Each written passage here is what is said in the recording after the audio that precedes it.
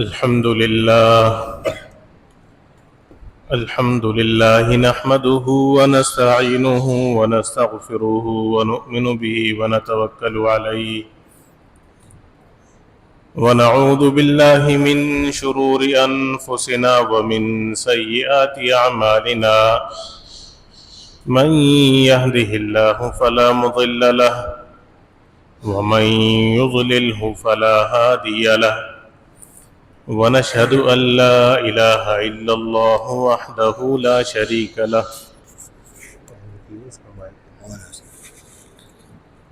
ونشهد أن سيدنا ومولانا محمدا عبده ورسوله قال الله تعالى أعوذ بالله من الشيطان الرجيم بسم الله الرحمن الرحيم إن الصلاة تنهى عن الفحشاء والمنكر وقال تعالى في مقام آخر يا أيها الذين آمنوا استعينوا بالصبر والصلاة وقال النبي صلى الله عليه وسلم من ترك صلاة متعمدا فقد كفر أو كما قال عليه الصلاة والسلام صدق الله مولانا العظيم وصدق رسوله النبي الأمي الكريم ونحن على ذلك من الشاهدين والشاكرين والحمد لله رب العالمين. میرے عزیز محترم قابل صد احترام حضرات سامعین کرام، جو آیت مبارکہ میں نے آپ کے سامنے تلاوت کی ہے، ان آیات میں نماز کی اہمیت، نماز کی ضرورت اور نماز کی فضیلت کا ذکر ہے۔ نماز کی اہمیت اور ضرورت اس قدر ہے کہ اللہ رب العزت فرماتے ہیں کہ اے ایمان والو، تم اللہ تعالیٰ سے صبر اور نماز کے ذریعے مدد کو مانگو، مدد طلب کرو۔ یعنی اللہ تعالیٰ سے کچھ منگوانا ہے، اللہ تعالیٰ سے کچھ منوانا ہے، اللہ تعالیٰ سے اپنی بات کو منوانا ہے، تو اس کے لیے سب سے اچھا اور عمدہ طریقہ یہ ہے کہ آپ صبر کریں اور نماز پڑھیں۔ نماز کے ذریعے انسان اپنی حاجتیں، اپنی ضرورتیں اللہ سے منوا سکتا ہے۔ اور پھر اس کی فضیلت بیان کی کہ نماز کیسی چیز ہے، فرمایا ان الصلاۃ تنہی عن الفحشاء والمنکر، کہ نماز وہ عظیم الشان عبادت ہے کہ جس کی پابندی کر کے انسان فحاشی سے، منکرات اور برائیوں سے رک جاتا ہے۔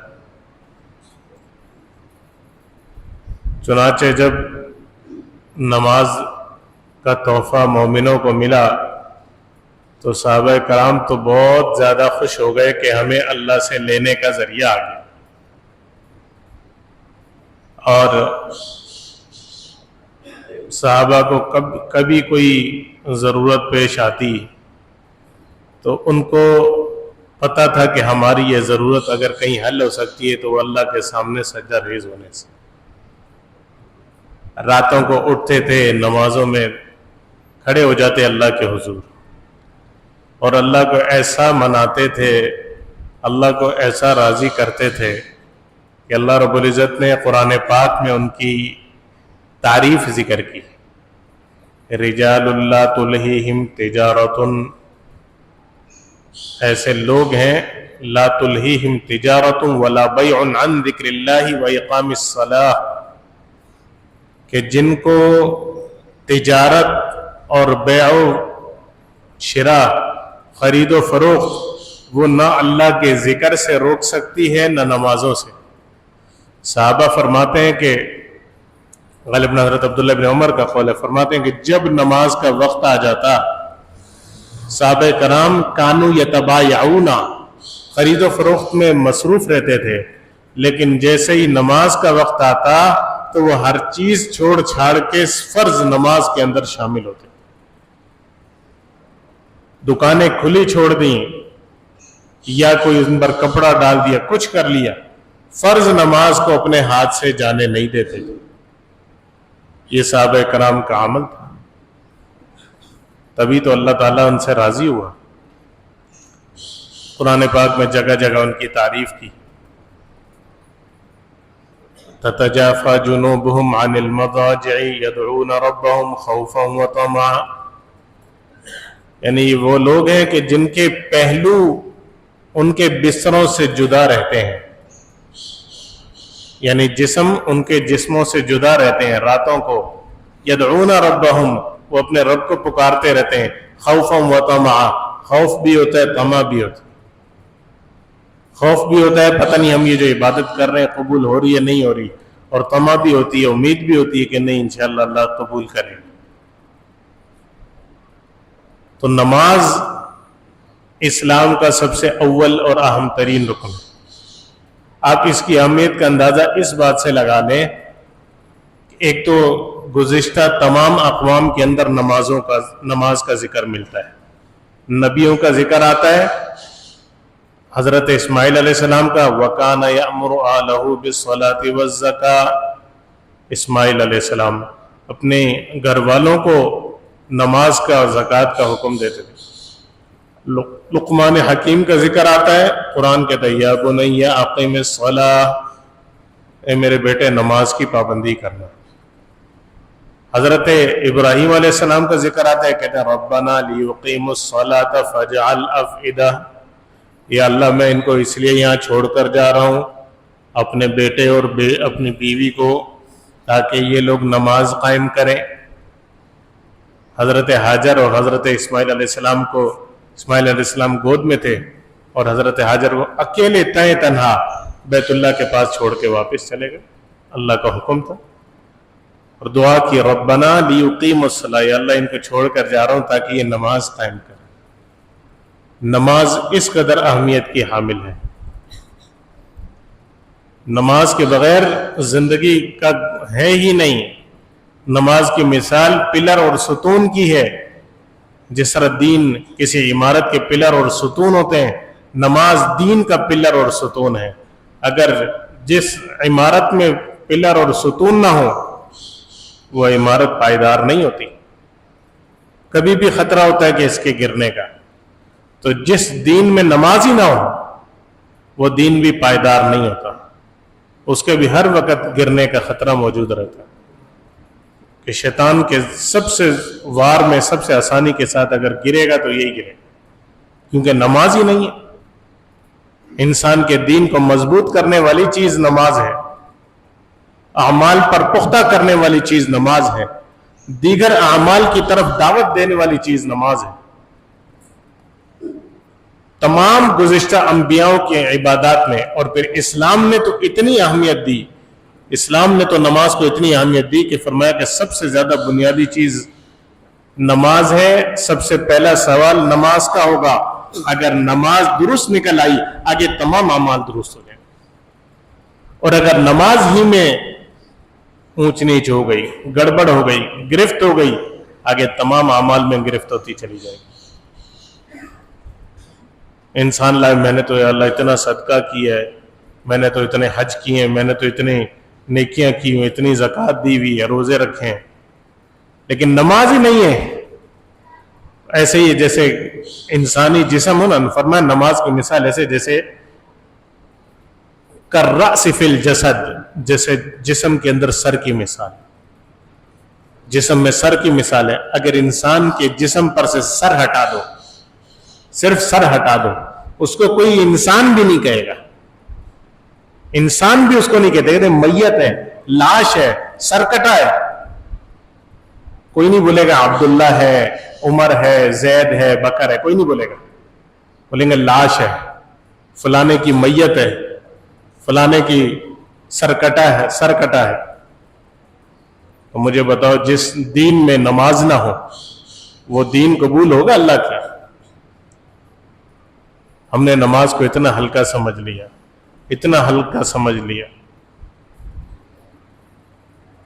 جو حدیث مبارکہ میں نے خطبے میں پڑھی وہ آپ اس پر ذرا غور تو کریں. آپ نے فرمایا من ترک صلاۃ متعمدا فقد کفر، جس نے جان بوجھ کر فرض نماز چھوڑ دی اس نے کفر کیا. جان بوجھ کر نماز چھوڑ دی اس نے کفر کیا. تو ایک حدیث میں فرمایا کہ اسلام اور کفر میں فرق کرنے والی چیز نماز ہے. ایک کافر بھی مسلمانوں جیسا حلیہ اپنا سکتا ہے، ایک مسلمان کو کافروں جیسا حلیہ اپنا سکتا ہے، تو ظاہر سے پتہ نہیں لگے گا.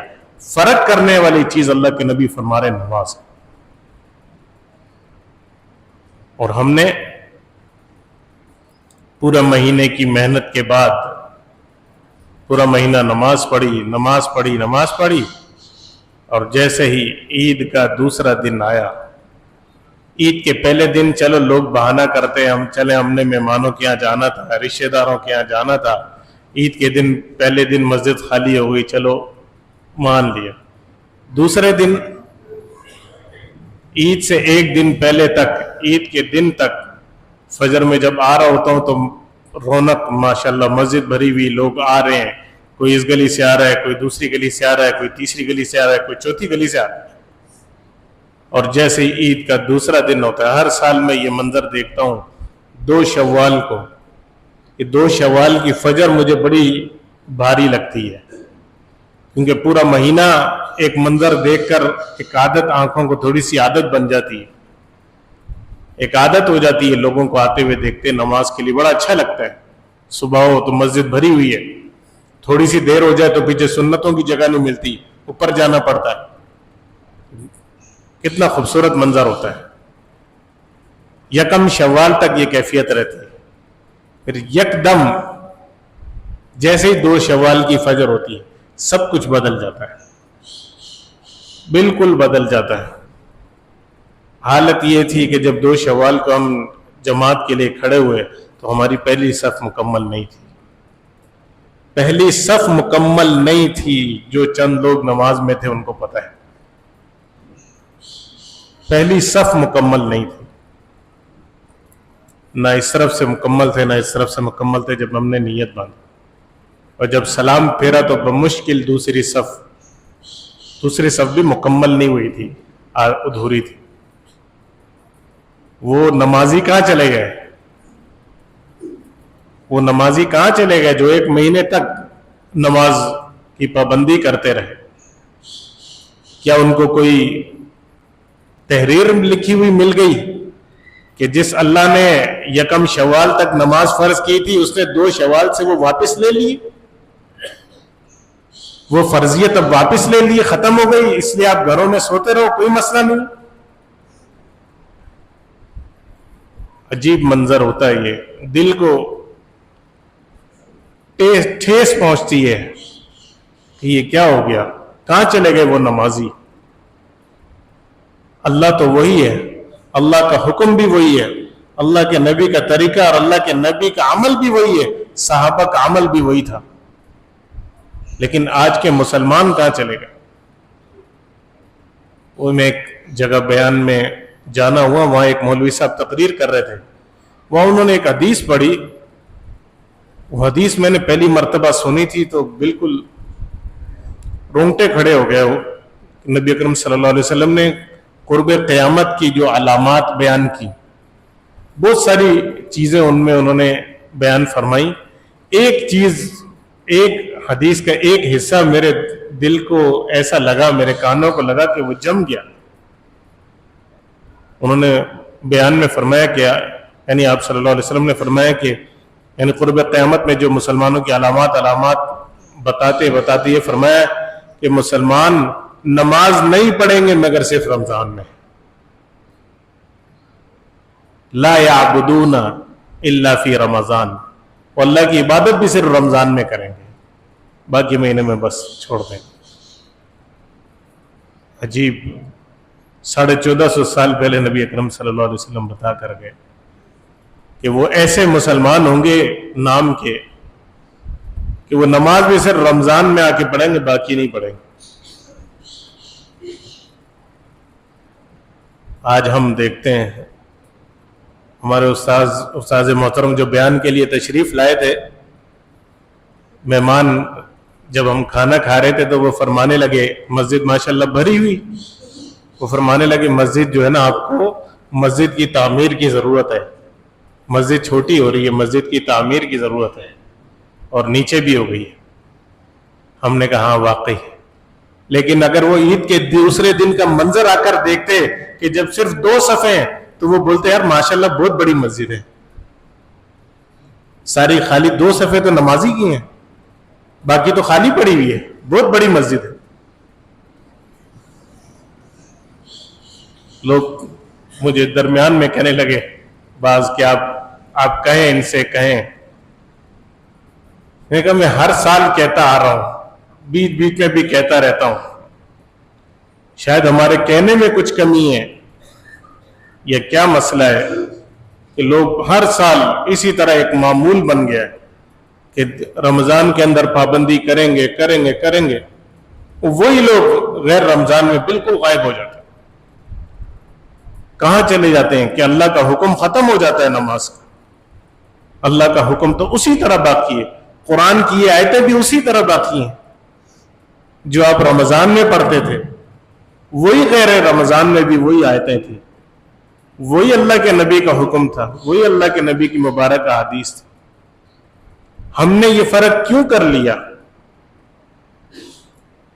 مانا کہ رمضان کے اندر عبادات کا اجر زیادہ ہوتا ہے, تو اس کا یہ مطلب ہے کہ اگر ہمیں اجر نہیں ملے گا تو ہم نماز نہیں پڑھیں گے, یعنی ایکسٹرا اجر نہیں ملے گا تو نماز نہیں پڑھیں. اجر تو ملے گا نماز کا, جو نماز پڑھے گا اس کو اللہ کے یہاں اجر تو ملے گا, لیکن رمضان میں ایکسٹرا اجر ملتا ہے. تو ہم گویا کہ یہ کہنے کہ نہیں ہمیں ایکسٹرا ملے گا تو صحیح ہے, ورنہ ہم نہیں پڑھیں گے. اپنے عمل سے یہ بتا رہے, زبان سے نہیں کہہ رہے, اپنے عمل سے یہ بتا رہے کہ ہم نہیں پڑھتے نماز کیونکہ ہمیں ایکسٹرا اجر نہیں مل رہا, اب ہمیں ضرورت نہیں ہے. معاذ اللہ. اللہ جگہ جگہ قرآن پاک 109 مقامات پر نماز پڑھنے کا حکم دیا ہے. اقیم الصلاۃ, اقیم الصلاۃ, اقیم الصلاۃ وآتوا الزکاۃ, وآتوا الزکاۃ, اقیم الصلاۃ وآتوا الزکاۃ. لیکن ہم نے نماز کو پس پشت ڈال دیا. کہیں فرما رہے ہیں کہ نماز اور اسلام اور کفر میں فرق کرنے والی چیز نماز ہے, کہیں فرما رہے ہیں جس نے جان بوجھ کر نماز چھوڑ دی اس نے کفر کیا. ائمہ کی 4 ائمہ, امام احمد بن حنبل رحمہ اللہ, تو وہ تو فرماتے ہیں کہ جس نے نماز چھوڑ دی اور جو جان بوجھ کر نماز چھوڑتا ہے اس پر پابندی کرتے اس کو قتل کر دو.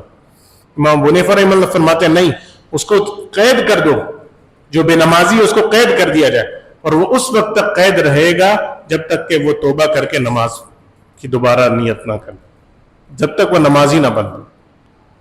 یہ عالم ہے, اور ہم بالکل بے دڑک ہو کے نمازیں چھوڑتے چلے جاتے ہیں.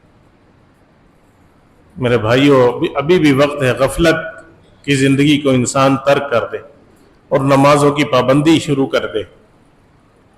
کب ہم شروع کریں گے؟ مرنے کے بعد. مرنے کا انتظار کر رہے ہیں کہ جب مر جائیں گے اس کے بعد نمازوں کا اہتمام کریں گے, پھر تو موقع نہیں ملے گا. موقع تو ابھی ہے, ابھی ہم نے چھوڑ دیا تو پھر کبھی موقع نہیں ملے گا. بہرحال اب تک جو غفلت ہوئی اس پر انسان اللہ سے توبہ کرے, اور موقع ابھی بھی ہاتھ سے نہیں گیا. جب تک انسان زندہ ہے تب تک اس کے پاس موقع رہتا ہے. ابھی توبہ کر لیں اور آئندہ کے لیے نمازوں کا عہد کر لیں. تو سب حضرات کوشش کریں گے نا انشاءاللہ, جو کوتاہی ہوئی اللہ سے معافی مانگ کے دوبارہ نئے سرے سے اپنے عہد کو تازہ کریں اور کہیں کہ اب ہم انشاءاللہ فرض نماز نہیں چھوڑیں گے.